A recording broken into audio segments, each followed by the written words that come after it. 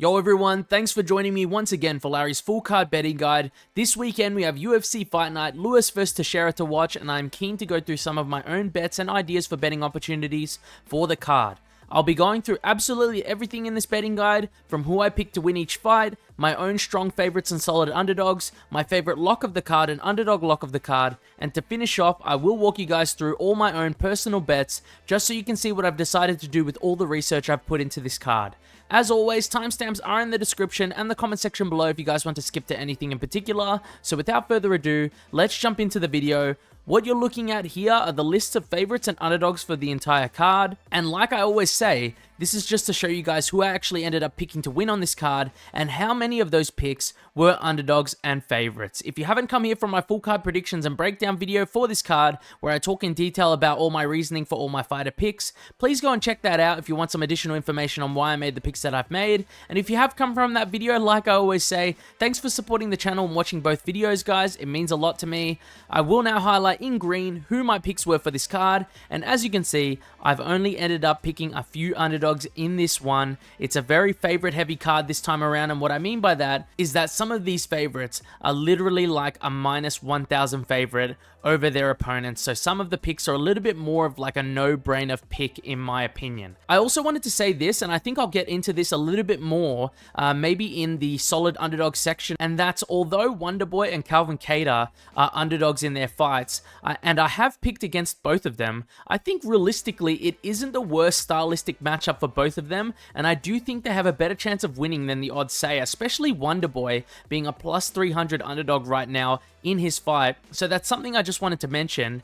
Now that that's out of the way, let's move on to my strong favorites and solid underdog section of the video. And as you can see here for the strong favorites section, I've picked Fatima Klein, Eduardo Mora, Vitor Petrino, and Talison Teixeira. The numbers next to the fighters' names are just the return you'll get on them if you were to bet on them. So for example, if you were to bet $100 on Talison Teixeira to win, it would net you a profit of $36 overall. And for my American viewers, as far as I know, when he has the minus 278 next to his name, that's how much money you have to bet on the fighter to win $100 profit on your bet. Now to jump into the solid underdogs I've chosen for the card, I've personally chosen Volta Walker, Jake Matthews, Tuco Tokos, and Calvin Kattar as my picks for the solid underdogs on this card. And like I've already mentioned, I also think Wonderboy isn't terrible to take either. I'll explain more on why I've picked some of these fighters when I get into the bet section of this video, but for now, let's move on to my locks of the card. And if you want to know more in general about all my picks, like I've already said earlier, go check out my full card predictions or breakdown of every single fight on this card. I'll put a link to it somewhere here on the video. It should be in the top right corner of the video.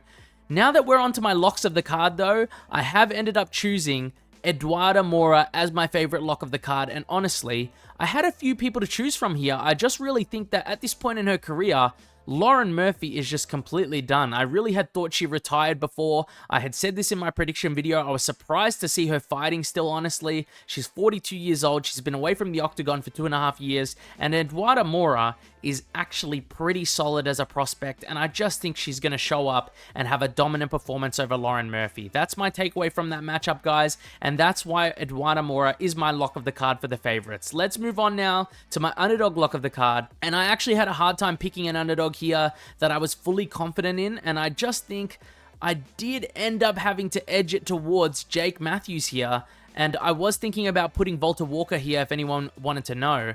As long as Jake doesn't play into Chitty's game and stands at range with him the whole time, I could see him very easily mixing in some solid striking with his grappling in this fight. I've said before that I think he's got deceptively fast hands, and I like how he moves in exchanges. He's also a lot more durable than Chitty, and I think that's going to play a pretty important factor in this fight.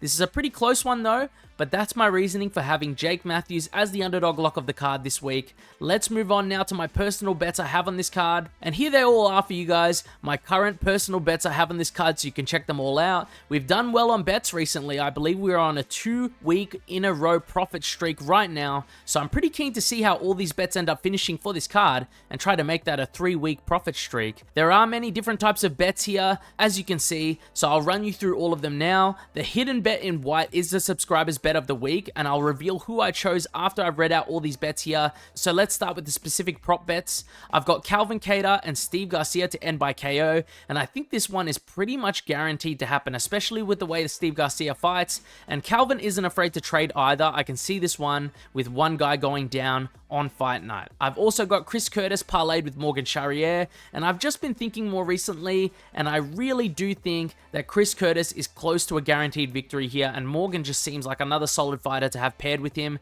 because his style and skill set matches up very well against someone like Nate Landwehr, who can be a little bit reckless and get hurt quite a lot in his fights. I've also been doing this a lot lately for a bit of extra fun, and it's my entire main card picks as a parlay, and the past 2 weeks in a row, I have only been one fighter off on each of them, so this bet has actually been really close to hitting, guys. My picks this week for the main card parlay are Tuco Tokos, Vitor Petrino, Morgan Charrier, Steve Garcia, Gabriel Bonfim, and Taliesin Teixeira.